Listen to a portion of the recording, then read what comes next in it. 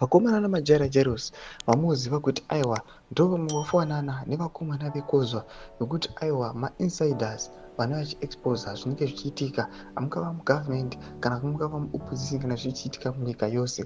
Panapa vaiva vataura nhau awa yemavhisi purezidenzi yamuziva kuti aiwa inhau yakanyatsowara each and everyone, every citizen, kuti waiziti mutungamiri wenyika anoita the last political meeting but oona kuti aiwa mavhisi ake akanga asipo. Sanapina mashoko anobuda taurwa panapa namajaira-jairosi. Unogona subscribe like kuti on the bell like kuti paendo pake anobuda post achiti Mnangagwa also sends Kembo Mohadi on vacation early to seek medical attention abroad.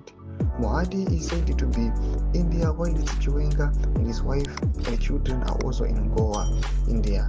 State media has been prohibited from reporting on the VPC whereabouts, leaving people to speculate. Tomashoko anobuda taurwa namajaira-jairosi achiti vakomana ava whereabouts avo state media yakanzi ngaisa announcer ngaisa kutaura kuti Ningi aenda kuGoa, Ningi aenda kuIndia for treatment. Panapa ari kutaura achiti mashoko ava anosiya macitizens vane questions whereabouts avo kuti why is it aiwa tisingareceive a communication yekuti vakomana ava vaendepi, vari kufamba on a business trip here kana kuti ingori vacation.